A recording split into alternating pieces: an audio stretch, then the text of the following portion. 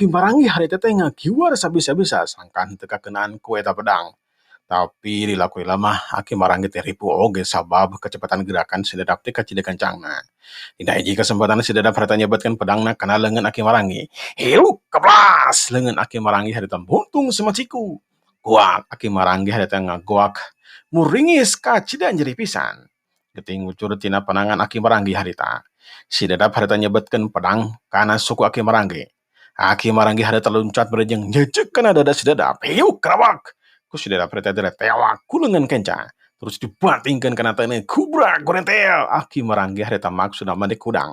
Sakilat ku si dadap teh haretang. Sakilat si dadap teh haretang ngantelkeun pedangna kana beung aki marangi. Aki marangi teu walakaya.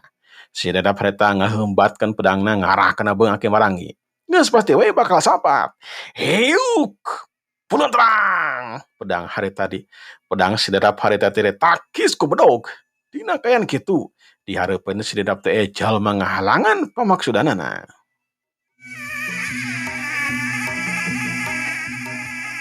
Tetela anu ngahalangan kana pamaksudan si dadap teh tayalan ti Odu sabeudana si Kodir ngabejaan Odu jeung si Dodo harita Odu lumpat ti heula sakuat tenaga sangkan tereh tapi kadinya tetela Odu bisa ngahalangan pamaksudan si dadap di waktu harita.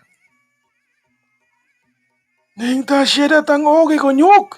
Dicacag waing masya. Hiya! Si dadap harita teh nyabetkeun pedangna ngalahkana peheung si Odu. Penterang ditakeus ku bedog si Odu harita. Purinyai kembang sina harita ngapuricak akibat bantrok pedang jeung bedog. Siat pedang si dadap teh harita ngalahkana dada. Terus harita putpet ngalahkana sakabe anggota badan si Odu. Hiup belum terang, hiup belum terang. Hiup terang, belum terang. Coba para kali serangan si dadap teh ditakis ku bedog Odu. Cari jeug dua dan harita mundur ka tukang. Hari teteh sarua pada mundur dua lengkah. Hari aki marangi hari teteh ditulungan ku opat murid paguron gagak putih digotong ka bebina. Seraya ningali kayaan kitu mah sedih kacida sabab anu jadi guruna teh tatu kacida parnana. Panangan aki marangi teh harita buntung semet siku watir pisan katingalin teh. Neng Puspawati ningali kajantenan kitu teh harita gabrug we karamana. Terus pingsan kapiuhan dina pada harita. Mimin sareng Wanda buru-buru mayang neng Puspawati teras dicana ka kamarna. Tatuna aki marangi teh harita teh diubaran sabisa-bisa panangan anu buntung teras dipeungkeut ku kain supaya getihna teh henteu ngucur.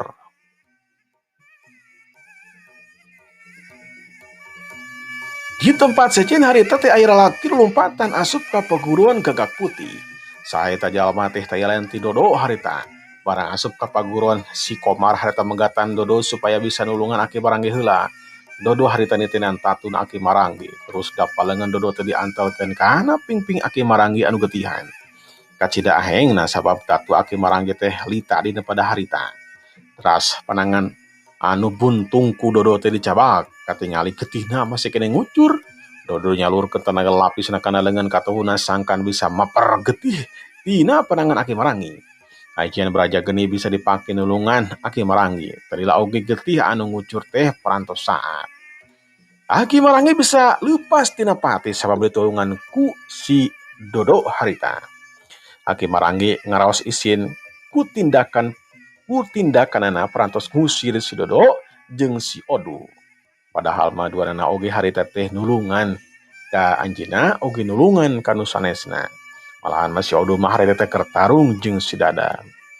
Sabadana nulungan aki marangi Dodo indit ngadeukeutan arena tarung Odu jeung si Dada. Leungeun si Dada harita teh diangkat ka luhur berasat aya sinar semu koneng harita teh nyinaran eta pedang. Hup kalayang si Dada harita teh luncat berajeng nyabetkeun pedang ti luhur harita teh kahandap beneran pisan kana sirah Odu. Tata gerak si Dada kacida gancangna mun jago atah-atah mah geus pasti we seber ningali gitu mah. Tapi katingali ku si Odu mah harita teh gerakan si Dada teh lambat. Nu matak Odungan ngageserkeun sesukuna ka kaenca. Harita teh salengkah we digeserkeun. Pedang harita ngaheuk ka hareupeun wajahna Odu atawa beungeut si Odu. Musplos, bludag harita teh pedang teh kana taneuh mancaura eta taneuh teh kageunaan ku eta pedang. Heuk, Odu harita nyebetkeun bodogna kana beheung si dadap. Gerakanana gancang pisan. Wush, ceplas, keluncang we sida dadap teh harita sapat dina pada harita. Gulutuk gulutuk gulutuk gulutuk sida dadap teh harita ngagorolong harita teh ka deketeun si Cimot. Puguh we reuaseun pisan eta si Cimot gancang harita ngarantok ka si Ijot.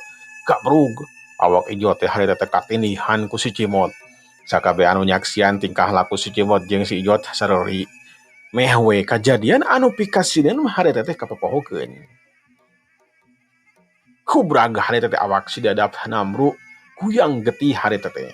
Dina sabadana huluna harita ngagulutuk, badana oge harita ngagebruk kana taneuh. Si Jomada anu teh tatade nyaksian kalam we cigeunana teh sabab geus yakin si dadap teh bakal hirup deui. Oh,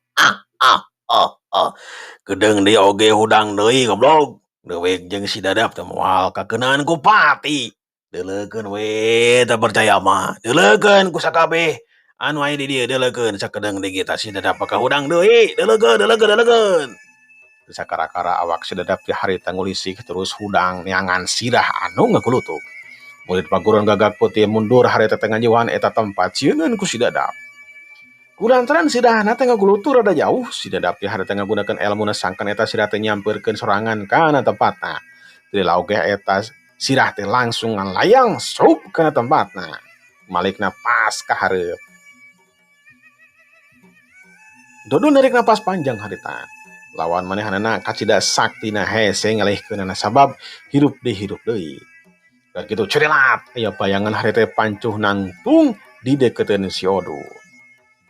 Kamana heula tuh dok meunikan lila. Apa teh kumaha ieu carana maeh hiji jalma ieu ieu. Si dadap ieu kumaha cara ngalihkeunana ieu. Da hese pisan oi. Bogaan ilmu anu aheng hirup deui. Kieu ayeuna mah tuh urang cobaan buntungkeun deui tah. Sok cobaan heula. Untungkeun deui tah sukuna teh leungeunna. Naon we lah anggota badana terus urang sang-sangkeun kana tangkal kai. Pokona mah ulah nepikeun ka antal kana taneuh. Sugan we hasil atuh sok. Dodo harita teh ngarewas ka si Odu. Siap. Urang tungguan heula. Cicing heula ieu. Da kakak harita teh si dadap syuri. Aing mah moal pae deh lo. Sok maju deui, goblok, sok maju. Sok kadekeun tah. Dek kana naon kana dada, ngaleungeung ka sok. Da mah. Naon kana aing moal pake hudang deui, deuleukeun. Pelesat we harita Odu nyerang. Harita teh Odu nyabetkeun bedogna kana leungeun kenca jeung leungeun katus si dadap. Si dadap harita cicing we henteu nakis atawa nggiwar. Ngaja cieuna teh hayang kageunaan ku eta bedog si Odu. Antuk nama dua leungeun si dadap ti harita buntung samet si ku ragrag harita teh kana taneuh. Hiuk ceplas. Ceplas. Kapluk dua leungeun si dadap teh harita ragrag kana taneuh. Pedangna oge harita teh ragrag. Dina gerakan anu singkat teu anta para Odu harita teh nyabatkeun di bedogna kana dua suku si dadap. Hiuk berat harita dua suku si dadap teh rampung dina pada harita samet urna. Si dadap harita muringis nahan ka nyeri. Tapi paroman wajahna mah tetep sombong sabab ceuk angkeuhanna mah leungeun jeung sukuna bakal nempel deui seperti biasana atanapi seperti asalna. Dodo anu teh tadi nyaksian terus luncat nyokot dua leungeun si dadap terus dialungkeun kana tangkal jambu anu teu jauh teh eta patepatan. Kalawang sak.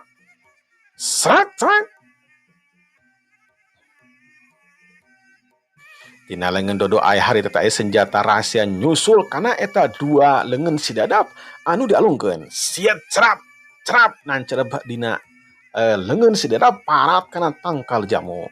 Dua leungeun si dadap aya dina tangkal jamu henteu ragrag sabab kapanggang ku senjata rahasia si Dodo.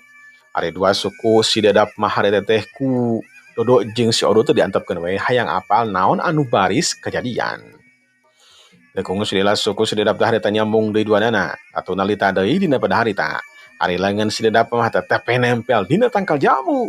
Si dadap harita teh ngerahkeun leungeun anu buntung kana leungeun anu keur nempel dina tangkal jamu. Tetela eta leungeun anu nempel dina tangkal jamu teh teu bisa balik deui kana leungeunna sabab harita teh pageuh dina eta tangkal jamu.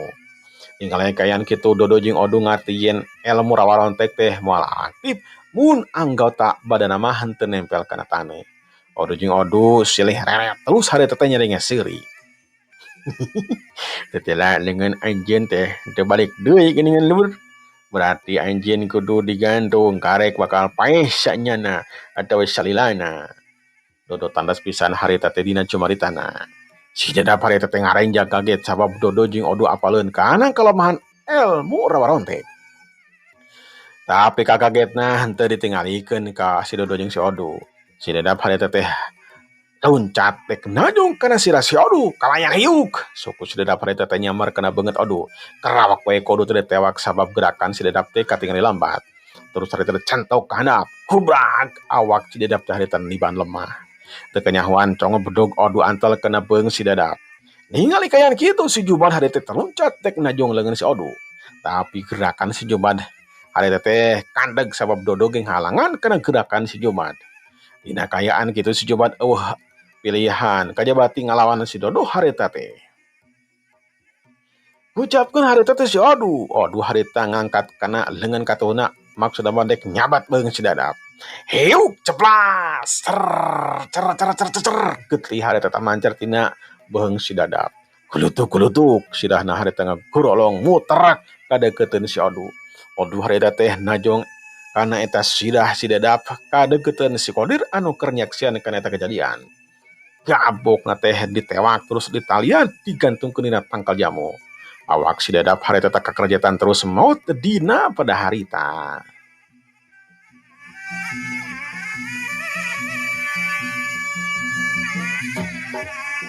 Kang Kodir, ieu awakna talian kana tangkal jamu ulah antel kana taneuh supaya pae nyaan. Supaya pae salilana. Odu harita teh ngagorowok ka si Kodir. Kodir henteu kaleket lumpat harita teh ngadeuketan Odu terus ngagusur si Dadap. Si Cimot jeung si Ijot oge harita teh mantuan. Dina waktu anu singkat sirah jeung awak si Jumad teh geus ngagantung dina tangkal jamu. Si Jumad ningali kaen kitu mah hatena harita teh rada sabar oge. Di cara ieu teh kabur ti eta patepatan. Si Jumad harita mundur opat lengkah harita undur-unduran. Geus kitu mah cileung loncat kana pagar paguron. Sok sanajan luhur bisa loncat kalayan hasil. Dodo jeung Odu harita teh arenjang oge harita teh. Lantaran musuh anu hiji mah geus kabur. Tapi sok sanajan kitu manehanana maneh dua. Si Odu jeung si Dodo teh harita duanana ngantepkeun we si Jumad mah cenah kabur henteu diudag.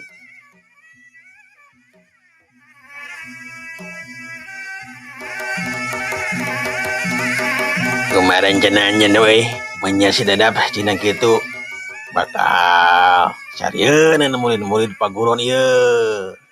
Dua hari teh mencorong ka si Dodo. tenang. Ieu mah kudu dihancurkeun ieu mah. Seuleuna Dodo teh harita ngadeuketan kana awak si Dadap. Terus dicabak ku leungeun katuhna. Balu karena memang metak aneh anu ningalikeun. Awak si Dadap ciga anu heboh pisan harita ngapeledag hancur jadi lembu dina pada harita. Sirah jeung dua leungeun si Dadap oge harita hancur dicabak ku Dodo. Ajeun baraja geni bisa ngancurkeun naon wae anu dicabak ku nu bogana. Sakabe murid paguron harita teh bunga pisan terus harita teh nganuhunkeun ka Dodo jeung Odu anu jadi pahlawan dina waktu harita. Sapadana si Dadap hancur, Dodo jeung Odu teh indit balik di ka imahna. Kasukri para wargi cak urang tudah heula kayaan di paguron Gagak Putih, kiwari urang kocapkeun anu geus lila katunda, nyatana kabah kunta sabadana tarung jeung si Tergos Bodas.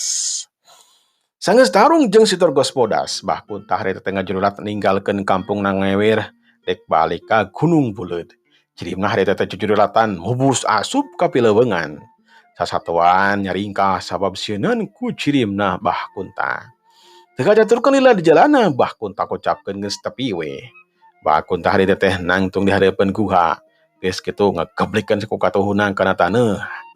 Gablik harita teh batu anu ngahalangan kana lawang guha teh harita ngadadak gerak terus ngageser ke belakang can berai muka katingali harita teh di jero guha rada can bakunta asup batu anu tadi ngageser teh nutup deui seperti tadi ngahalangan kana lawang guha saenggeus aya di jero guha bakunta langsung diuk ka dina batu harita teh diuk dina batu anu namprak seperti dipan we awatina eta batu teh hanit cing bisa nyerap energi negatif.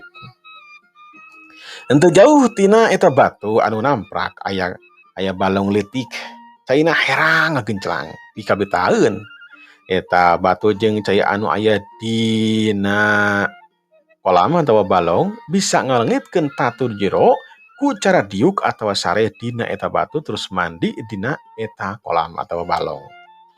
Kaayaan bahagunta masih kena tatu kulantaran kitu manehanana mujas medi cicing dina eta batu. Geus aya kena sajamna bahagunta nangtung terus ngalaan baju kujubar we mandi dina eta kolam.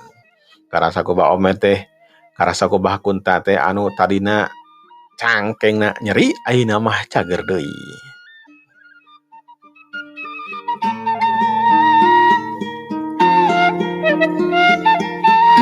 Kasugri para wargi gancang mangsa alam teu kacaturkeun dina ieu carita.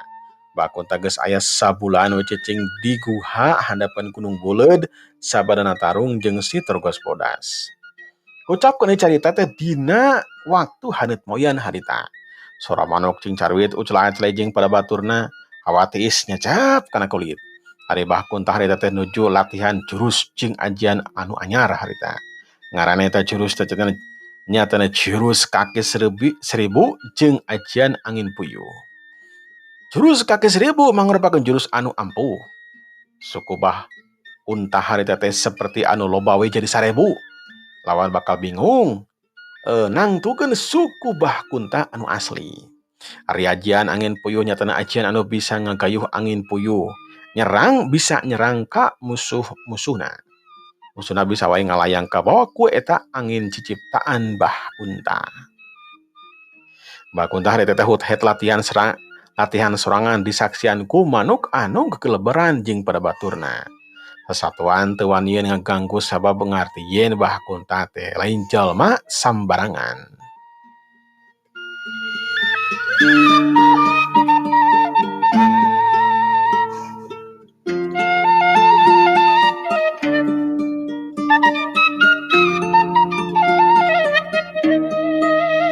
Entelilah harita teh bah kunta ngeureunkeun gerakanana. Aing ayeuna mah geus mibanda jurus jeung ajianna anyar piraku teu bisa ngelekeun si Tergos Bodas. Tapi mun nilai kana ajian anu dipake nahan serangan aing ka tua kampung. Eta ajian teh kacida rosana. Kudu kumaha aing ngelehkeun eta jalma. Meme aing balik ka dieu si Tergos Bodas teh ngomongin ulah yen aing ulah ngalakukeun tindak kejahatan, kudu tobat, kudu jadi jalma anu bener. Mun dik anu jago mah cenah teu naon, ulah sombong. Bener oge tah caritaan si Tergos Bodas teh. Aing kudu jadi jalma anu bener, bisa nulungan ka nu susah. Ya sabada kitu mah bah kunta teh pindah pilempangan. Tina jadi jalma jahat, ayeuna mah jadi jalma nu bager. Dek tutulung kanu butuh, dek tatalang kanu susah. Sora manuk hareta teh cing jarwit ucul-acel di dina dahan.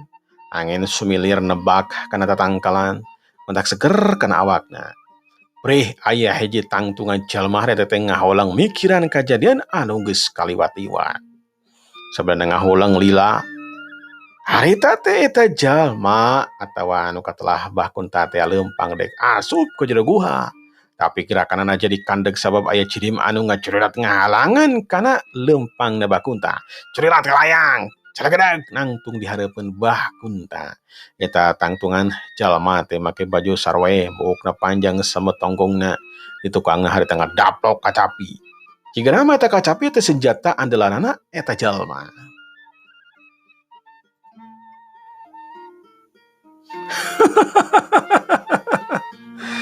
teu kudu reuas teu. Teu kudu reuas sabab waktosna parantosep. Aduh, teteh laporan tosep waktosna parekom dangu. Insyaallah dinten anjing urang teraskeun deui nya. Sumangga berunjung kantun kasadayana. Wassalamualaikum warahmatullahi wabarakatuh.